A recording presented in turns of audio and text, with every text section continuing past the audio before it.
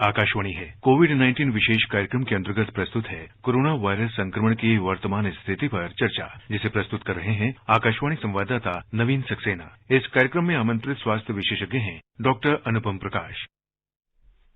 नमस्कार।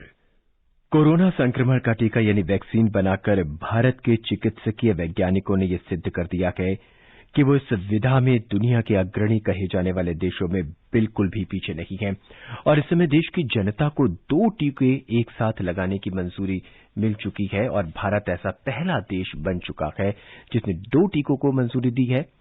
भारत उन दुनिया के देशों में भी शामिल हो गया है, अमेरिका, बहरीन, कनाडा, अर्जेंटीना और ब्रिटेन। और जहां तक भारत की बात है तो पहले चरण के लिए जो राज्य तैयार हैं वो हैं यूपी, झारखंड, बिहार और उत्तराखंड। देश में कोरोना की स्थिति की बात करें तो देश में कोविड-19 से ठीक होने वाले की दर और बेहतर हो चुकी है और ये 96.19% हो गई है। इसके अलावा भी बहुत से ऐसे सवाल हैं जो हमारे जहन में है, जो हमारे श्रोता जानना चाहेंगे। इसीलिए हम समय समय पर प्रोग्राम करते रहते हैं और ये जो हमारा प्रोग्राम है कोरोना जागरूकता श्रृंखला, ये लगातार चल रहा है और इसमें हम कोरोना वायरस की वर्तमान स्थिति पर आपको बताते रहते हैं, चर्चा करते हैं। हमारे साथ स्वास्थ्य विशेषज्ञ होते हैं जो आपके सवालों का जवाब देते हैं। आज हमारे साथ हैं डॉक्टर अनुपम। डॉक्टर, स्वागत है आपका इस कार्यक्रम में। नमस्कार श्रोताओं, हमारी फोन कॉल्स खुली हैं। अगर आप इस कार्यक्रम का हिस्सा बनना चाहते हैं, अपने सुझाव देना चाहते हैं, अपने प्रश्न पूछना चाहते हैं तो आप फोन कर सकते हैं 1800-115767 पर। यह नंबर टोल फ्री है और आप देश के किसी भी कोने से आप फोन कर सकते हैं। इसके अलावा आप फोन कर सकते हैं 23314444 पर। दिल्ली से बाहर के श्रोता हैं तो 011 लगाना न भूलें। आरंभ कर रहे हैं इस कार्यक्रम का और इंतजार रहेगा हमें आपके फोन कॉल्स का। डॉक्टर अनुपम, जैसा कि मैंने अभी बताया, आप भी जानते हैं और सारा देश जानता है कि भारत को टीकों की मंजूरी मिल चुकी है, लेकिन फिर भी बहुत सारे सवाल हैं। कार्यक्रम की शुरुआत हम इसी प्रश्न से करते हैं कि क्या मुझे टीका लगाना जरूरी है? देखिए, बहुत अहम सवाल है और आज की तारीख में जहां हम लोग कोविड महामारी से जूझ रहे हैं पिछले करीब 1 साल से, तो मेरा मानना है इसमें कोई दो राय नहीं है। अगर कोविड का टीका आप उस ग्रुप में आते हैं जिसको लग रहा है और उसके बाद भी जो है कोविड का टीका तो जरूर लगाना चाहिए, मेरा मानना ये है। जी डॉक्टर, अब हम यहाँ पे आपसे ये जानना चाहेंगे, लोगों के जहन में ये भी प्रश्न है कि क्या इस वैक्सीन के साइड इफेक्ट हैं? देखिए, ये भी एक बहुत जरूरी सवाल है। ऐसा है, कोई भी चीज इस दुनिया में जो भी हम सेवन करते हैं, चाहे वो प्राकृतिक हो चाहे कृत्रिम हो, उसके साइड इफेक्ट्स होते हैं। अगर आप खाना भी ज्यादा खा लीजिए तो आपको उल्टी हो जाती है। सूरज की रोशनी में भी आप ज्यादा बैठ जाइए तो जो है त्वचा जो है अपनी थोड़ी सांवली हो जाती है। तो ये तो नॉर्मल है, किसी भी चीज की बहुतायत दिक्कत करती है। और ऐसे में वैक्सीन को जो है, जो भी वैक्सीन अभी उपलब्ध है, जो ये कोविड के लिए वैक्सीन आई हैं और जो आगे भी आएंगी, हर चीज को हम एक कहते हैं जो रिस्क टू बेनिफिट रेशियो देखते हैं। तो जो रिस्क है वो बहुत ही कई गुना कम होता है बेनिफिट के मुकाबले, मतलब फायदे के मुकाबले। तभी ये वैक्सीन लाई जाती हैं या कोई भी दवा तभी लाई जाती है और तभी मनुष्यों को दी जाती है। तो इसलिए कोई भी वैक्सीन जो आज उपलब्ध है, चाहे वो बाहर उपलब्ध है कोविड के लिए, चाहे भारतवर्ष में उपलब्ध है, वो ये रिस्क टू बेनिफिट रेशियो को देखा गया है और उसमें देखा गया है कि बेनिफिट कई गुना ज्यादा है, बशर्ते उसमें जो है हम उसमें साइड इफेक्ट्स का देखें। तो साइड इफेक्ट्स कुछ तो होते ही हैं वैक्सीन से, तो उसके लिए घबराने की बात नहीं है, लेकिन ये जो है काफी हद तक देखी गई है कि ये सेफ है। ऐसी कोई जानलेवा अभी साइड इफेक्ट्स नहीं देखे गए हैं या कोई परमानेंट ऐसा डैमेज नहीं देखा गया इन वैक्सीन से। और वैक्सीन जो है लगवाने से एक चीज तो है ही कि कोविड से जिससे हम लोग इतना ज्यादा परेशान हैं पिछले 1 साल से, उससे बचाव काफी गुना हमें चांसेस है कि हम लोगों को रहेगा बचाव। डॉक्टर साहब, कोरोना के केसेस लगातार कम होते जा रहे हैं। जहां तक दिल्ली का सवाल है या देश के अन्य हिस्सों का सवाल है, और कोविड का टीका भी अब जल्द उपलब्ध हो जाएगा। ऐसे में अब लोगों ने शायद ये सोचना आरंभ कर दिया है कि भाई अब कोरोना का जो बिहेवियर है, जो एटिकेट्स हैं, कोरोना एटिकेट्स हैं, अब उनकी इतनी जरूरत नहीं है। और हमने देखा भी है कि दोबारा से बाजारों में भीड़ बढ़नी शुरू हो गई है और लोग मास्क उतने अच्छे और उतने प्रॉपर तरीके से नहीं लगा रहे हैं जैसे पहले लगा रहे थे। आप बिल्कुल ठीक कह रहे हैं नवीन जी। इसमें मैं दो चीजें कहना चाहूंगा। पहली चीज, जो कोरोना कम हो रहा है तो ये एक तरह से बहुत अच्छी बात है, लेकिन इसका मतलब ये नहीं है कि हम बिल्कुल बेफिक्र हो जाए। बाकी जो प्रदेश हैं विश्व के, चाहे अमेरिका हो, चाहे यूरोप के देश हैं, चाहे अभी आपने पढ़ा ऑस्ट्रेलिया में भी जो है, तो कई जगह सेकेंड पीक शुरू हो गई है। और भारतवर्ष के लिए भी इस समय बहुत जरूरी है कि अगर इस समय हम कम हुए हैं, जैसे अभी एक घबराहट हो गई एकदम से कि एक नया स्ट्रेन यूके में डिटेक्ट हुआ है, तो वो स्ट्रेन डिटेक्ट होते रहेंगे, लेकिन ये है कि कौन सा ज्यादा हमें असर करेगा, कौन सा ज्यादा हम लोगों को दुखदाई होगा या नुकसानदेह होगा, ये अभी नहीं पता है। इसलिए एक चीज तो ये है कि हम बेफिक्र ना हो। जैसा आपने कहा, मार्केट में घूमने वगैरह का, लोग आजकल हिल स्टेशन स्नोफॉल देखने जा रहे हैं, ये सब चीजें नहीं करनी है बिल्कुल भी, और अपने को बचाव रखना जरूरी है। जो एटिकेट्स हैं वो कोरोना वैक्सीन के बावजूद भी हमें एटिकेट्स लेने पड़ेंगे, क्योंकि कल को इसके वेरिएशन हो सकते हैं, नए स्ट्रेन हो सकते हैं, और कोरोना वैक्सीन जो है उसके बावजूद भी हमें जो कोरोना एटिकेट जो हम लोग हैं, जो हम लोगों को सोशल डिस्टेंसिंग है, कम से कम 2 गज की दूरी रखनी है, मुंह पे मास्क पहने रहना है और हाथ जो है निरंतर धोते रहना है, ये बहुत जरूरी है। ये एटिकेट्स हम बिल्कुल भी ना भूलें। जी डॉक्टर साहब, प्रधानमंत्री जी ने एक नया हमें नियम, एक नया संदेश भी दिया है कि एक नया सवाल, या यूं कहें कि उन्होंने कहा है कि दवाई भी और कड़ाई भी। तो जब तक वैक्सीन नहीं लग जाती तब तक फिलहाल हमें क्या सावधानियां बरतनी चाहिए? देखिए, ये जो है दवाई भी और कड़ाई भी, इसका मतलब ये है कि अभी जो वैक्सीन आ गई है, जो वो एक तरीके की दवा है हमारे लिए, लेकिन उसके बावजूद भी कड़ाई जरूरी है। उसके बाद भी जो हमारे प्रिकॉशंस हैं वो हमें बिल्कुल रखने हैं। तो जैसा कि मैंने कहा, 2 गज की दूरी लोगों से बना करके रखें। जो अपने हाथ हैं, जब भी कोई चीज या कोई सतह छुएं तो उसको जरूर धोएं, सैनिटाइज करना जरूरी है। साबुन से धोएं, चाहे साबुन पानी से धोएं, वो जरूरी है। और फेस मास्क पहनना या मुंह ढकना बहुत जरूरी है, चाहे कपड़े से ढके, चाहे मास्क से ढकें, वो जो है मुंह और नाक पे जरूर रहे। इसके अलावा जैसा आपने कहा कि भीड़ भाड़ वाले इलाके में नहीं जाएं, जो चीज जरूरी है उसके लिए बाहर जरूर जाएं, लेकिन मास्क पहन करके जाएं, लोगों की भीड़ से बचें और उस समय जाएं मार्केट में जिस समय भीड़ कम होने का अंदेशा है। ये बहुत जरूरी है। मान लीजिए अगर आपको खांसी आ जाती है तो जो कफ एटिकेट्स होते हैं कि अपने रुमाल अपने मुंह पे रखिए, या फिर जो है अपनी कोहनी या अपने ये जो अपना कंधा है उसमें छींकिए, जिससे कि आपके हाथों पे संक्रमण ना हो, क्योंकि आप अपने हाथ से ही दूसरे को कभी किसी सतह को छुएंगे तो वहां पहुंच जाएगा।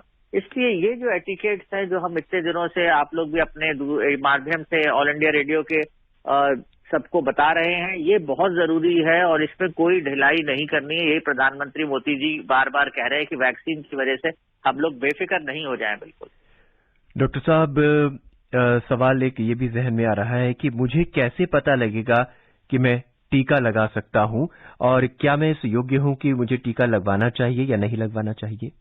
देखिए, बहुत ही जरूरी सवाल है ये। अभी जो है सरकार ने हालांकि काफी डोजेस बनी हुई हैं, लेकिन फिर भी 138 करोड़ आबादी के लिए हमारे पास अभी वैक्सीन नहीं है। ये समय के साथ साथ बन जाएगी, अब अप्रूवल मिल गया है तो। और भी कई वैक्सीन जो है जांच हो रही है। कैडिला की वैक्सीन जो तीसरी वैक्सीन है उसके भी ट्रायल्स चल रहे हैं।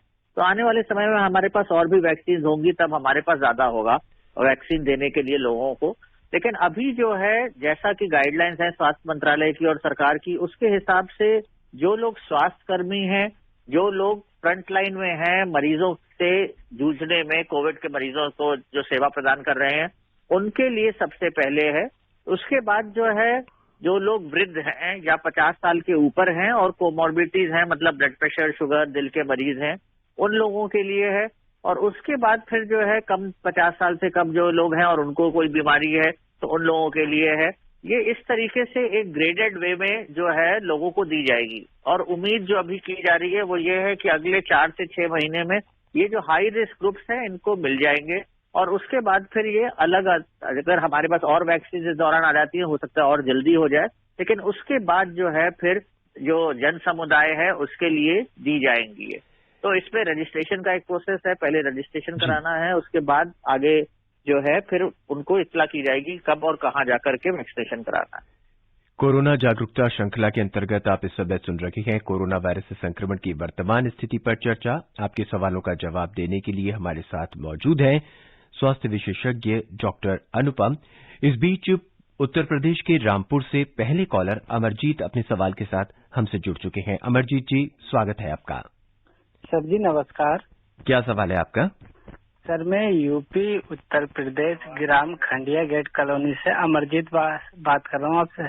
जी हाँ, कहिए क्या सवाल है आपका अमरजीत जी? सर सवाल तो मेरा ये है सर, आप लोगों के जहन से हमें रेडियो के माध्यम से सुनने ही मिल रहा है ये वैक्सीन आ गई है, तो सर खास तौर के इस कोरोना महाकाल से हम बहुत सारी निजात भी पा रहे हैं और सर एहतियात भी कर रहे हैं सर, एक दूसरे से दूरी बना रहे हैं। और मैं तमाम सुनने वालों से जो आपकी आवाज और मेरी आवाज इस रेडियो के माध्यम से सुन रहे हैं, तो साहब मैं उनसे ये जरूर कहना चाहता हूँ कि सर हर एक व्यक्ति की जिम्मेदारी है, मास्क लगाना जरूरी है। डॉक्टर साहब एक बहुत ही सुझाव अच्छा दिया है और एक तरह का सवाल भी है कि सामाजिक जिम्मेदारी कितनी बन जाती है कि हालांकि डॉक्टर्स काम कर रहे हैं, फ्रंटलाइन वर्कर्स काम कर रहे हैं, उसके बाद एक सामाजिक जिम्मेदारी भी है हमारी इस कोरोना से लड़ने में। बिल्कुल सही कह रहे हैं और इन्होंने बहुत अच्छा कहा और जो इन्होंने संदेश सब जन समुदाय के लिए दिया एक बहुत जरूरी है।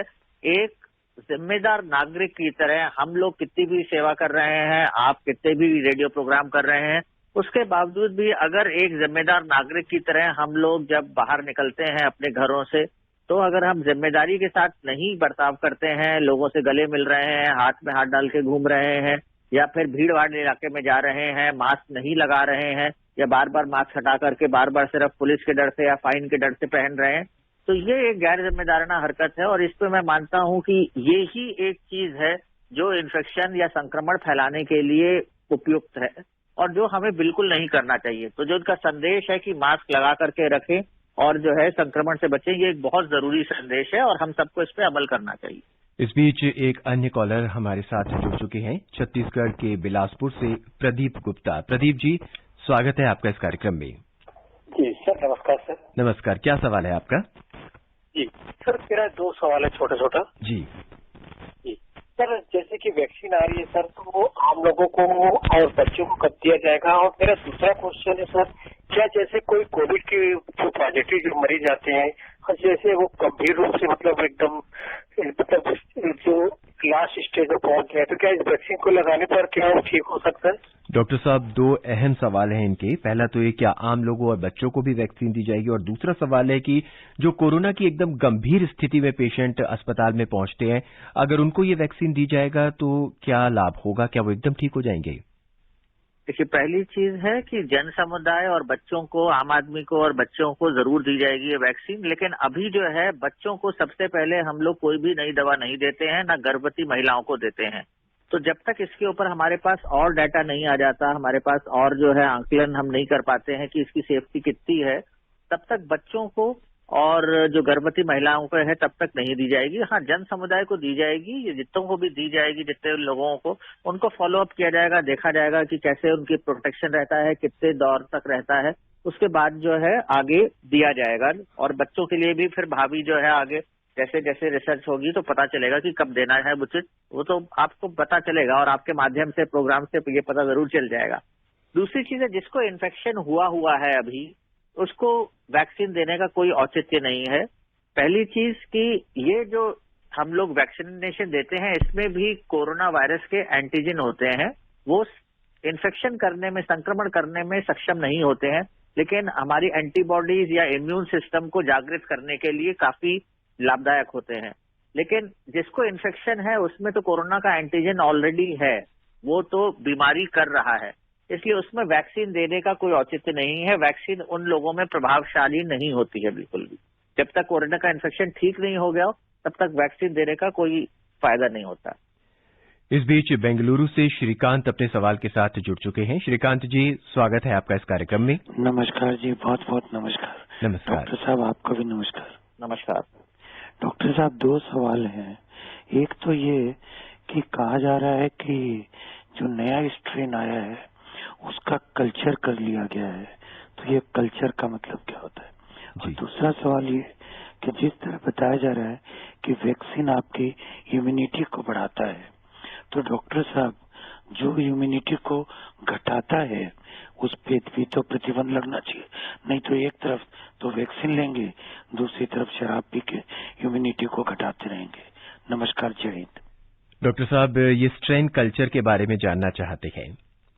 देखिए, जो नया स्ट्रेन जैसे आप कह रहे हैं, तो स्ट्रेन जो है वायरस के कल्चर जो है नहीं किए जाते हैं, क्योंकि वायरस के कल्चर होने से संभावना जो बीमारी की है वो फैलने का डर ज्यादा रहता है। लेकिन जो ये हम लोग पता करते हैं कि कैसे नया स्ट्रेन है, वो सीक्वेंसिंग की जाती है। तो वायरस का हमें पता है कि जो आरएनए है, इसका ये आरएनए वायरस है जैसे, तो उसके अंदर हमें पता है कि उसका सीक्वेंस क्या है, जो उसके अंदर प्रोटीन होते हैं, अमाइनो एसिड सीक्वेंस है, वो हमें पता होता है। और वो जीन्स या वो प्रोटीन्स जो हैं, हम उसको सीक्वेंस करके देखते हैं। जब उसमें कोई भी फेरबदल होती है तो उसको हम कहते हैं वेरिएशन हो गई, और उसको हम वेरिएंट या म्यूटेंट स्ट्रेन कहते हैं जी। तो ये सीक्वेंसिंग से पता चलता है। जरूरी नहीं कि कल्चर करें, कल्चर भी किया जा सकता है, लेकिन कल्चर के लिए हमें बायोसेफ्टी लेवल 3-4 लेवल लैब चाहिए होती है, जो कि आमतौर पे हम लोग नहीं करते हैं। दूसरी चीज है इम्यूनिटी डाउन की, तो बिल्कुल सही बात है। कई दवाएं हैं जो आपने इन्होंने कहा, जो नशीले पदार्थ हैं, वो शराब, सिगरेट, बीड़ी, ये सब जो है कोरोना के लिए दिक्कत भी करता है। कोरोना इन लोगों को ज्यादा होने की संभावना भी रहती है, और कोरोना से जब ये ग्रस्त होते हैं तो इनकी रिकवरी भी बहुत कम हो जाती है। तो ये बिल्कुल सही है। शराब से खासतौर से सर्दी में लोग पीने लगते हैं, तो उससे इम्यूनिटी डाउन होती है। बिल्कुल सही फरमाया इन्होंने। तो ये बहुत जरूरी है। ये जिस माध्यम से इन्होंने जो कहा है, बहुत ही इनका अच्छा सवाल है, और हमें ये बिल्कुल मानना चाहिए कि हमें नशे से दूर रहना चाहिए, क्योंकि जो लोग नशा करते हैं उनकी इम्यूनिटी डाउन होती है और उनको कोरोना से ग्रस्त होने के ज्यादा चांसेस है। जी डॉक्टर, वैक्सीनेशन सेंटर की बात करते हैं। वैक्सीनेशन सेंटर पे 2 व्यक्ति आते हैं, एक व्यक्ति को कोरोना नहीं है, दूसरे व्यक्ति को कोरोना है लेकिन उसको पता नहीं है। ऐसे में कैसे हम जानकारी पा पाएंगे कि इसको टीका लगाना चाहिए या इनको टीका नहीं लगाना चाहिए?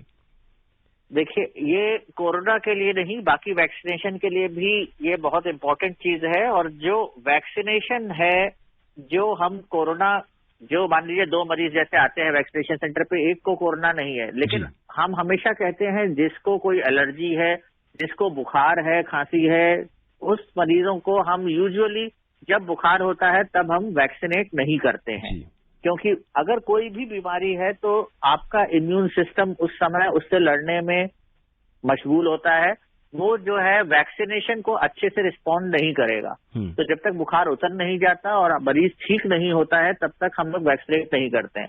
लेकिन अगर मान लीजिए एसिम्प्टोमेटिक कोविड इलनेस है, या कोरोना वाले को पता ही नहीं है उसे कोई बीमारी है और वो कोरोना से ग्रस्त है और वैक्सीनेशन सेंटर पे आता है, और अगर ऐसे में हम उसे वैक्सीनेट कर देते हैं तो कोई नुकसान होने के चांसेस नहीं रहते हैं। क्योंकि जो ये वैक्सीन हैं, इनमें जो कोरोना वायरस नहीं है, उसके सिर्फ कुछ कीटाणु, उसके कुछ कण हैं कुछ, तो वो कण जो हैं वो अपने में इम्यून सिस्टम माउंट करेंगे। लेकिन जिसको ऑलरेडी इन्फेक्शन है उसमें तो वो इम्यून सिस्टम ऑलरेडी काम कर रहा है जी।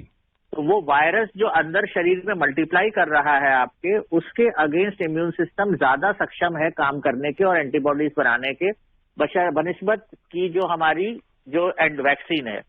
तो नेचुरल इन्फेक्शन कई बार ज्यादा स्ट्रांग होता है एज कम्पेयर टू हमारा जो ये वैक्सीन वायरस है। तो अगर हम वैक्सीन दे भी देते हैं तो उससे क्षति होने का शरीर को चांसेस बहुत कम होते हैं। जी, इस चर्चा को हम आगे भी और जारी रखेंगे। इस बीच बड़ौत से महेश शर्मा हमसे जुड़ चुके हैं। महेश जी, स्वागत है आपका।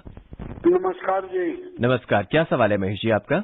हमारे बुजुर्ग हैं जी जो मानसिक रूप से बीमार हैं और जो है काफी दिन हो गए उनको घर से बाहर निकले हुए, उनकी सुरक्षा कब तक रखेंगे? उनको जो है टीका कब तक मिल जाएगा? डॉक्टर ये जानना चाहते हैं, मानसिक रूप से पीड़ित हैं, उनको कब तक टीका मिल जाएगा और कब वो बाहर जा सकेंगे? देखिए, मानसिक रूप से जो लोग मरीज पीड़ित हैं उनको अभी तो ऐसी गाइडलाइन नहीं है कि अभी मिलेगा, लेकिन हाँ, आगे चल करके जैसे जैसे बीमारी जो ये प्रायोरिटी ग्रुप्स हैं जिनको पहले देने का फैसला हुआ है, उसके बाद जो बीमारियों से ग्रस्त हैं उनको सबके लिए ये उपलब्ध होगा। जैसे कि माननीय स्वास्थ्य मंत्री हर्षवर्धन जी ने भी कहा कि वो कोशिश कर रहे हैं करीब 30 करोड़ लोगों को वैक्सीन मुफ्त में पहुंचाने की। तो उसके लॉजिस्टिक्स देखे जा रहे हैं, उसका समाधान किया जा रहा है, कैसे कैसे जो है हम सामान और दवा बना सके हैं, वैक्सीन बना सकते हैं और पहुंचा सकते हैं जन जन तक। तो ये सबको मिल जाएगा और इसका अभी जो है अभी इसकी गाइडलाइंस पूरी आ जाएंगी। लेकिन एक इन्होंने ऐप बनाया है कोविन ऐप करके सरकार ने, वो एक रजिस्ट्रेशन का माध्यम है, फॉलोअप का माध्यम है और उसमें जो है आपको रिमाइंडर भी आ जाएगा जब आप उसमें आपको वैक्सीनेशन की दोनों डोजेज मिल जाएंगी तो उसमें सर्टिफिकेट भी आपके पास आ जाएगा। तो ये अभी चीजें चल रही हैं और आने वाले हफ्ते 10 दिन में जब ये शुरू होगा तो इसका सारी की सारी जानकारी आपको मेरे ख्याल से ऑल इंडिया रेडियो के माध्यम से अगले कुछ प्रोग्रामों में पता भी चल जाएगी जी। तो अभी लेकिन अभी बिल्कुल मैं ये ठोस नहीं कह सकता हूं कि ये क्या क्या चीजें हैं। तो जैसे इस पे गाइडलाइंस जरा से भी सरकार की आएगी तो फिर आपको उसमें हम जरूर बताएंगे। आइए मोहम्मद वजीर का सवाल सुनते हैं दिल्ली से। वजीर साहब स्वागत है आपका। धन्यवाद। नमस्कार सर। जी नमस्कार सर, मैं ये पूछ रहा था सर कि वैक्सीन तो बनी गई और आ भी गई, ट्रायल में पास होके आ गया। सर मैं अमेरिका के जो नए राष्ट्रपति हैं उनके यहाँ वैक्सीन आई तो उन्होंने अमेरिका के राष्ट्रपति ने पहले लिया और इंग्लैंड के प्रधानमंत्री साहब ने इन्होंने भी लिया। तो हमारे देश में कुछ बड़े बड़े नेता भी हैं, बहुत बड़े उद्योगपति भी हैं, कलाकार लोग भी हैं। ऐसे लोग अगर पहले लें और आगे बढ़ें ताकि हम लोगों में भी थोड़ा सा आगे बढ़ने का प्रेरणा मिले। डॉक्टर साहब ये जानना चाहते हैं या इनका सुझाव है या इनका संदेश है कि कुछ ऐसे लोगों को वैक्सीन लेनी चाहिए ताकि लोगों में जागरूकता बढ़े। देखिए ये बिल्कुल सही बात है, लेकिन आपने अभी जैसे सुना होगा हरियाणा के मंत्री थे, उन्होंने भी ट्रायल में पार्टिसिपेट किया और वैक्सीन लगवाई है। ऐसे कई लोग हैं हमारे यहाँ जो वैक्सीन लगवा रहे हैं और आने वाले समय में आपको पता भी चल जाएगा कितने लोग लगवा रहे हैं। ऐसा नहीं है कि जो बड़े लोग लगवाते हैं तो बात बिल्कुल सही है कि उनसे जो है लोगों को प्रेरणा मिलती है, वो प्रेरणा का स्रोत होते हैं।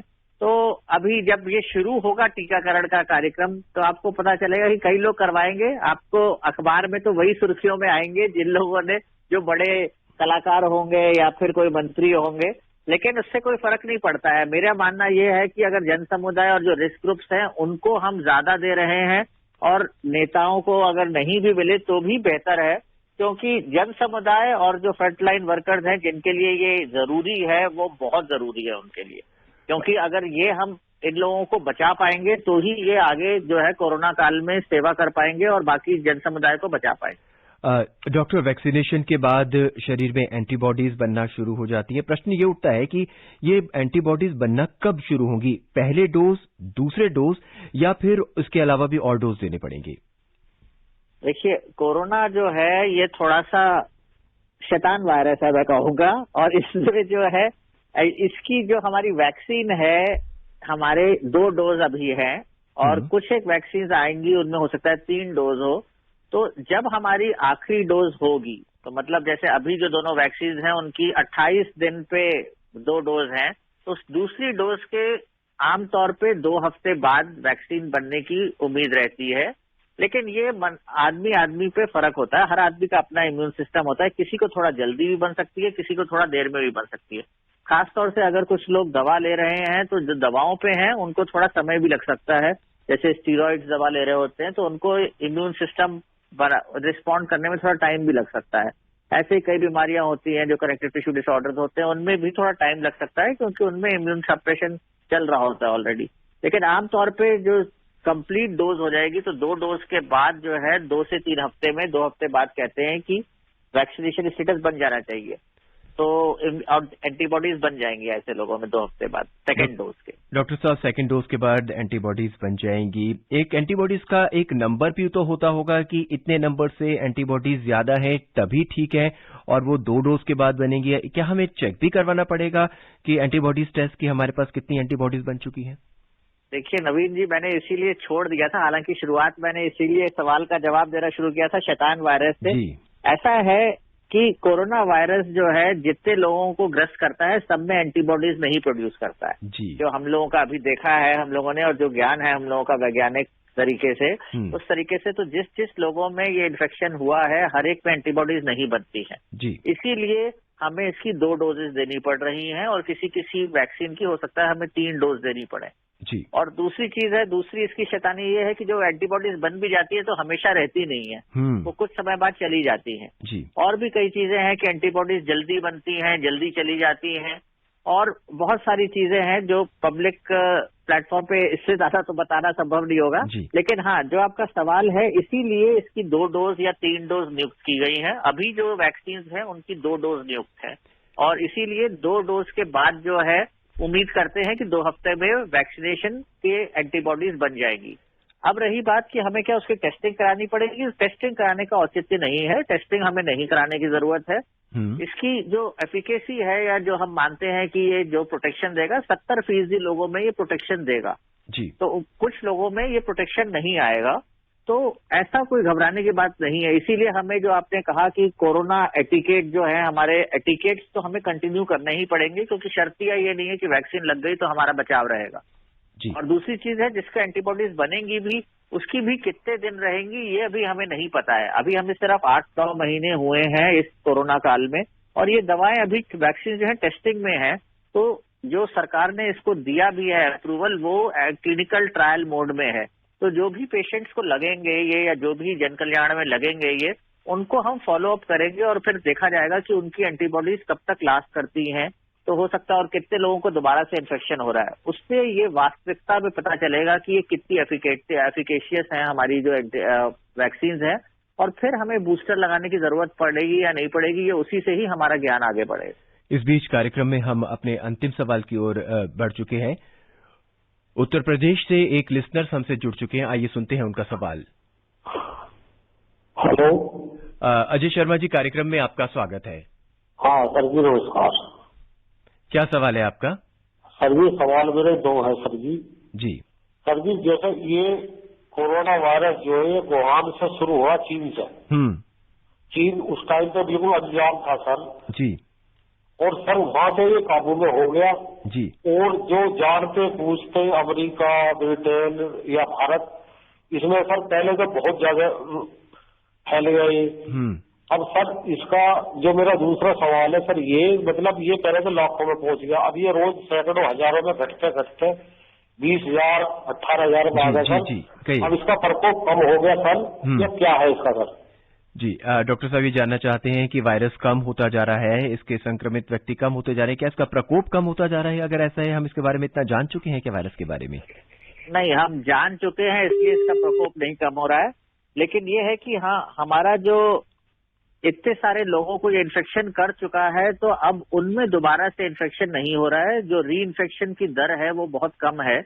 इसलिए कई लोगों को होने के बावजूद जैसे एक तरीके से जैसे हम हर्ड इम्यूनिटी की तरफ जाते हैं तो हमारा ये इन्फेक्शन कम हो जाता है। दूसरा, जैसे आपने अभी सुना कि वेरिएंट्स आ रहे हैं, तो ये हो सकता है कि वेरिएंट्स जो है वो ज्यादा इन्फेक्ट कर रहे हो, लेकिन हमारे जो लोग हैं अब जो मृत्यु दर है बहुत कम हो गई है, तो हो सकता है कि हम लोगों की इम्यूनिटी थोड़ी सी बेटर हो गई है और हम इसको ऑलरेडी माउंट कर रहे हैं या हम लोग भुगत चुके हैं ऑलरेडी, इसलिए हम अभी इसका प्रकोप धीरे धीरे कम हो गया। लेकिन वही है कि जैसे मैंने कहा कि अगर एंटीबॉडीज हिसाब हम लोगों की धीरे धीरे कम होंगी तो फिर हम लोग दोबारा से इन्फेक्शन की तरफ बढ़ जाएंगे, अग्रसर होंगे और फिर हमें इन्फेक्शन होने का खतरा रहेगा। इसलिए वैक्सीन इस समय एक जरूरी है। और दूसरी चीज है कि हमें जो है जो एटिकेट्स आपने कहे नवीन जी, वो बहुत जरूरी है कि हमें कोरोना से बचने के लिए दूरी, सामाजिक दूरी, मास्क और हाथ निरंतर धोना पड़ेगा। जहां तक चीन की बात है, मैं नहीं मानता कि वहां पे केसेस कम हुए हैं। अभी भी आपने अखबार में पढ़ा होगा कि बीजिंग में फिर से केसेस आए हैं। तो जैसे ऑस्ट्रेलिया ने भी कंट्रोल कर लिया था, लेकिन वहां पे भी स्वीडन में केसेस हुए हैं। तो ये चलता रहेगा और इससे हमें इसीलिए सतर्क रहना पड़ेगा। वैक्सीन के बाद भी अपने हमें जो तीनों नियम है वो बचा के रखने पड़ेगा। जी, इन तीनों नियमों का हमें ख्याल रखना होगा और सतर्कता बहुत जरूरी है। डॉक्टर साहब, सभी सवालों का जवाब देने के लिए और कार्यक्रम में हिस्सा बनने के लिए आपका बहुत बहुत शुक्रिया। धन्यवाद। इजाजत दीजिए मुझे नवीन को। नमस्कार। कोविड-19 विशेष कार्यक्रम के अंतर्गत आप अभी सुन रहे थे कोरोना वायरस संक्रमण की वर्तमान स्थिति पर चर्चा, जिसे प्रस्तुत कर रहे थे आकाशवाणी संवाददाता नवीन सक्सेना। इस कार्यक्रम में आमंत्रित स्वास्थ्य विशेषज्ञ थे डॉक्टर अनुपम प्रकाश। ये कार्यक्रम आकाशवाणी के समाचार सेवा प्रभाग द्वारा प्रस्तुत किया गया। इसे आप हमारे mobile app news on AIR पर भी सुन सकते हैं। इस कार्यक्रम के संबंध में अपनी प्रतिक्रिया आप हमें ईमेल कर सकते हैं। पता है AIRNSDtalks@gmail.com ये कार्यक्रम फिर से सुनने के लिए लॉग ऑन करें हमारी वेबसाइट newsonair.com।